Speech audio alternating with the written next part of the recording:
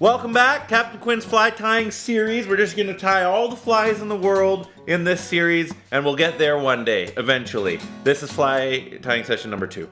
We're gonna tie Cornelius's caddis.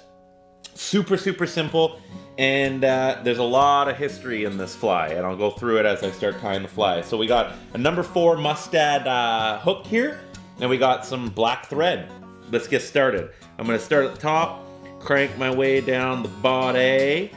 I'm gonna grab some regular colored deer hair from a blacktail that I shot this year to feed my family. And I'm gonna cut it as close as I can down to the hide.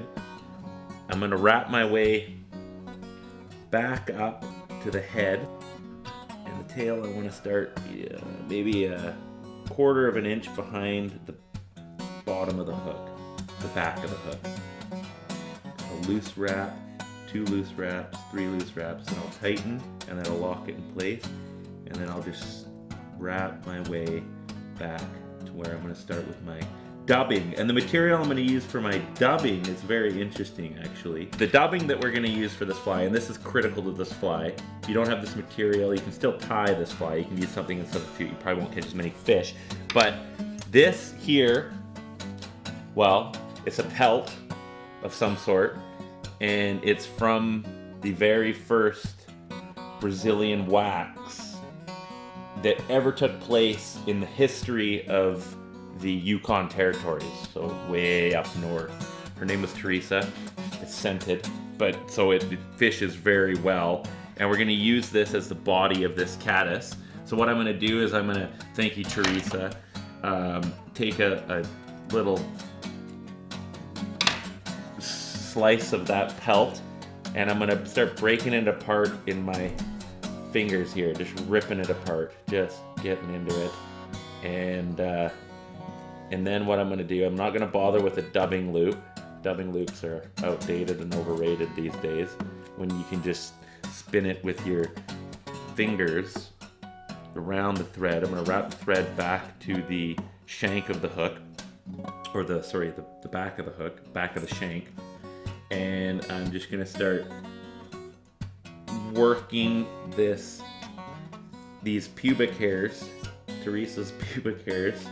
The old northern used to call her, oh, terrible Teresa in the 80s there. She was nasty. Anyways, I'll wrap this up the hook there, and that's gonna give this thing a real buggy look. And then when I get to the eye of the hook,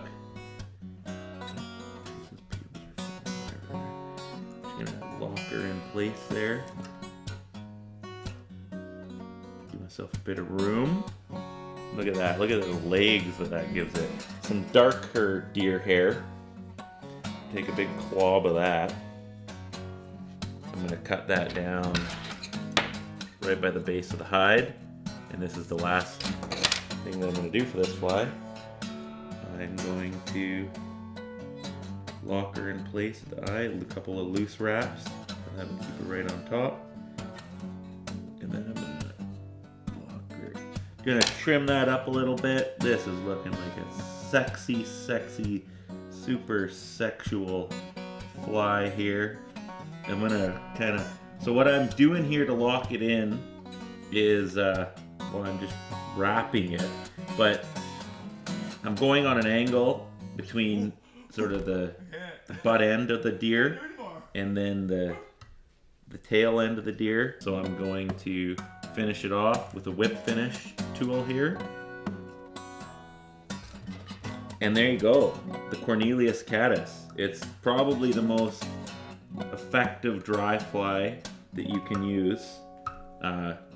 Very versatile. And it skates super nice, so for steelhead or trout, river fishing, still water, doesn't matter. The pubic hairs from the first Brazilian wax, they stand out. Teresa adds a nice touch. Now, if you don't happen to have a pelt from any of the first Brazilian waxes that really took place in the 80s. I mean, the 80s were a time of like big hair. So if you can get your hands on your mom or your grandma's first Brazilian that they ever did. That works really well. If not, buffalo hair will stand in place very nicely. If you can get your hands on some kind of mountain yeti, hair from the pubic region, that's kind of the best material you want to work with. And then here you have a nice finished caddis here. Deer hair and 80s pole dancing pubes. Northern women. My dad always said, there's nothing like the North, where the men are men and the women are too. We're going to give this fly away, so comment below and you'll be automatically entered in the draw for this fly. Every one of these flies that we're going to tie in this series, we're going to give away. Captain Quinn original flies, and they all catch fish. So comment below, check us out on Facebook, Instagram, Twitter, YouTube. Thanks for watching.